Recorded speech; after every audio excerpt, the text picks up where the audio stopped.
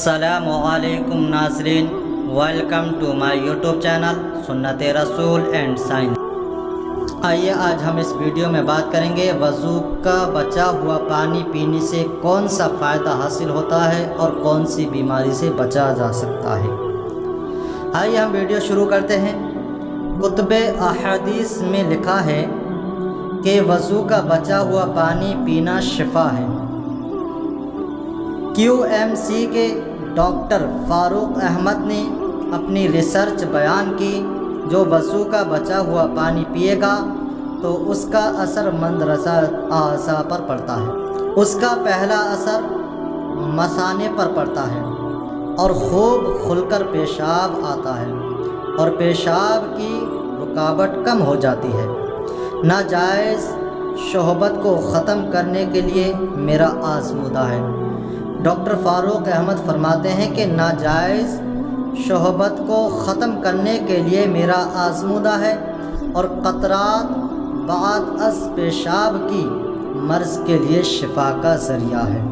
جگر، معدے اور مثانے کی گرمی اور خشکی کو دور کرتا ہے۔ اور ایک ماہر امراض قلب یعنی دل کے ڈاکٹر کہنے لگا، میرا تجربہ ہے کہ ہائی بلڈ پریشر کے مریض کو وضو کراؤ، پھر اس کا بلڈ پریشر چیک کرو، لازمی کم ہوگا۔ بالکل یہی کیفیت ماہر نفسیات ڈاکٹر سلامت عزیز کی ہے۔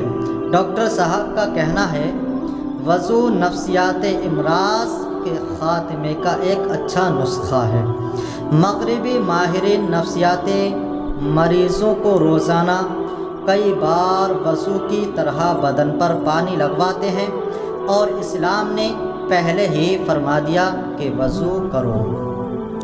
آئیے، ایک جرمنی میں سیمینار ہوا تو اس میں وضو کا لے کر کچھ ڈاکٹر نور احمد نور صاحب فرماتے ہیں، مغربی ممالک میں مایوسی یا ڈپریشن کا مرض جس تیزی سے عام ہو رہا ہے، ہر محلے میں پاگل خانے موجود ہیں اور نفسیاتی امراض کے ماہر سب سے زیادہ مصروف رہتے ہیں۔ اس کے برعکس مسلمانوں میں یہ مرض بہت کم پایا جاتا ہے، خاص طور پر جن کا تعلق دین سے زیادہ ہے۔ چنانچہ مغربی ممالک کے ڈاکٹروں نے اس کی وجہ دریافت کرنے کی کوشش کی۔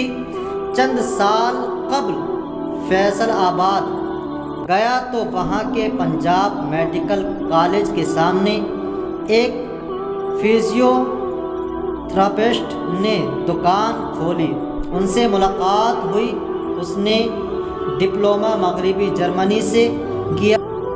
مجھے بتایا کہ اس کو دوران تعلیم جرمنی کے ڈاکٹروں نے بتایا کہ مایوسی کا علاج انہوں نے ادویات کے علاوہ اور طریقوں میں دریافت کیا ہے۔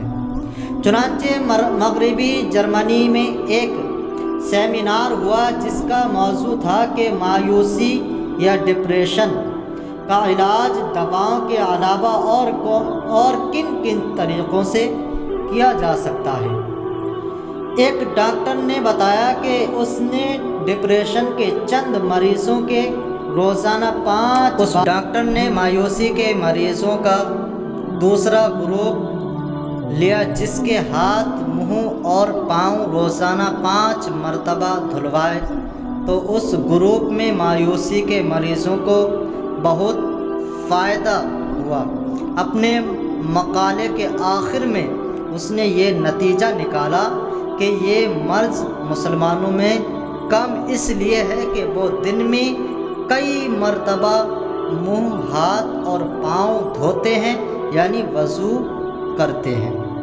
تو میرے عزیز دوستو، اس بات سے یہ پتہ چلا کہ ہم وضو جو کرتے ہیں تو اس کے ذریعے ہمیں مایوسی یا بلڈ پریشر، ان تمام بیماریوں سے وضو کرنے سے ہم بچ سکتے ہیں۔